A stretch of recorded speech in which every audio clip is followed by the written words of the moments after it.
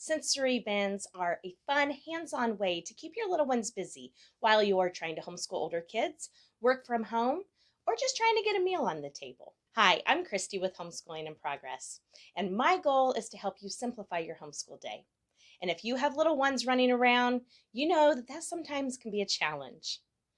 And sensory bins are a great tool to have to keep those little ones busy, but also learning. In this video, I'm going to share with you 5 sensory bins that have a really fun spring theme and are perfect for your preschoolers to use as a learning tool as well. So let's go check them out.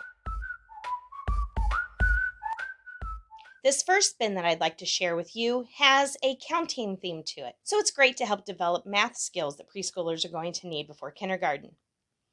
And there are a couple of ways that you can use this as a counting sensory bin.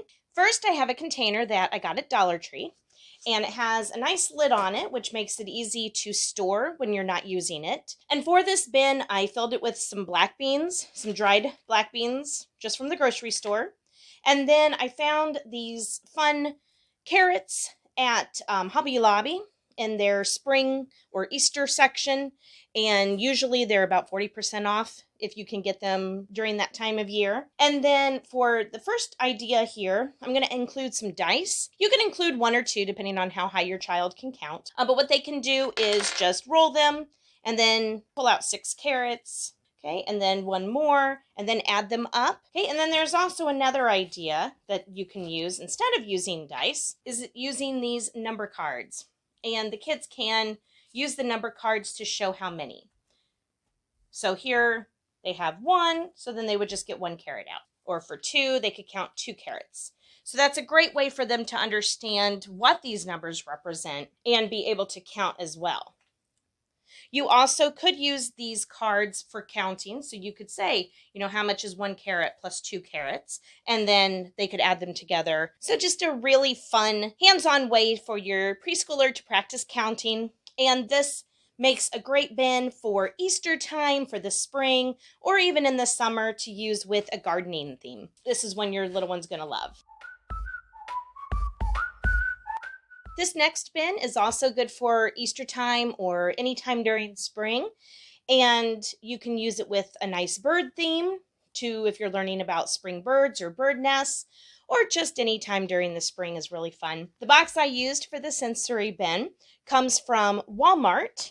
It was just under $2, I believe. It's just a Sterilite container, which locks up, which is nice again for storing. I always get lids with my sensory bins because then it makes it really easy to store and pull out as my preschooler wants to play with it. And then with the box, I just added in some shredded paper. You can find this at the Dollar Tree. You can find it pretty much in any Walmart, Target, places like that. A lot of times in those stores, it's with the party supplies. So you could look there, or the gift wrap. And then I found these little plastic eggs in different colors at Hobby Lobby. And then I also found the bird's nest there. And I just went ahead and put some tongs in here. I'm pretty sure I got these at Dollar Tree. Anytime I find little tongs or tweezers or anything like that that kids could use to pinch, I always like to get those. Pinching, this is a great tool to get their hands strengthened to be able to write well. So what your kids can do, I have 4 colors of these in here so they can practice sorting. And so they can find the green and put them in one little nest, the purple, the yellow, and then the blue. And then again, they can just keep finding them and then count them all up at the end. They can sort them by color. So a great way to practice sorting and colors, fine motor skills, lots of different fun skills going on here. And if you didn't want to use the nests, I also found this really cute little carrot poppet toy at Hobby Lobby this year.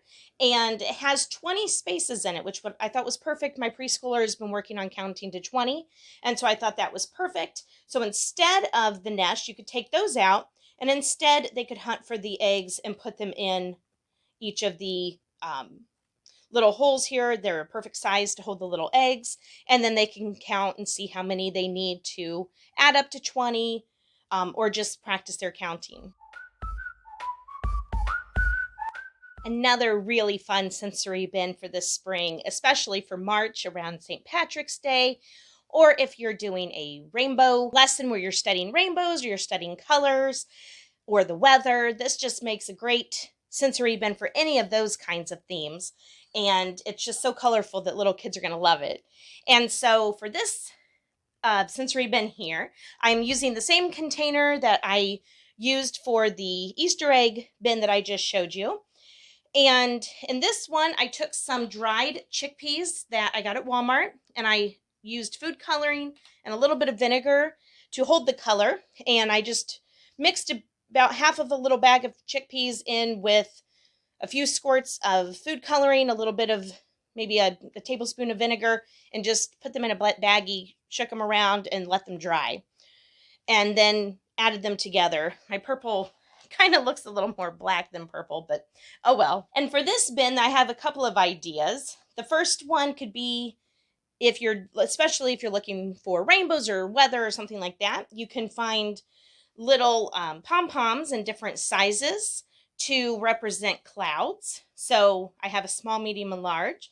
So we could put those all around, and then your child could sort them into different sizes. So again, kind of like with the colors of the previous bin, this one would do size sorting, and they could use a little scoop here to pick them up, and then you could have 3 different bowls to put them in. Or you could use them to count. You could put dice in there, and they could roll the dice and then pull that many little pom-poms out.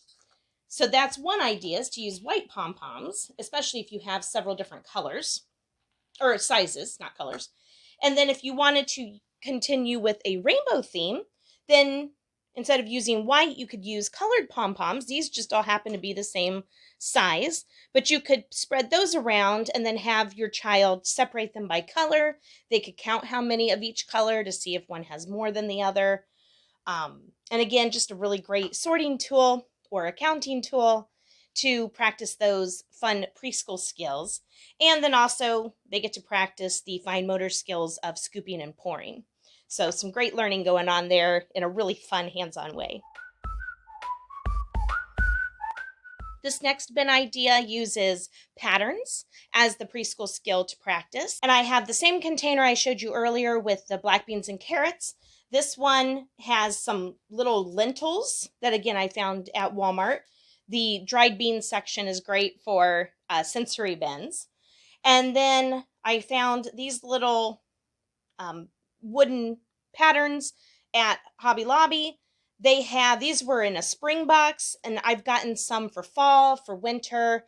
So they're a really fun way you can color them or just leave them just the plain wood. They have 9 different patterns in each box, and I pulled, I believe 5, maybe 6 out for this activity. And there's a couple ways you can play. You can have your child use this. They can make patterns and pull out the different pieces themselves and make their own patterns. So here I have butterfly, watering can, butterfly, watering can, and so on. They can make patterns on their own. And then I also created some cards here that they can use instead or in addition to, where the patterns are already here. And they can either cover the pattern. Oh, here we have the same butterfly watering can. Let's choose a different one.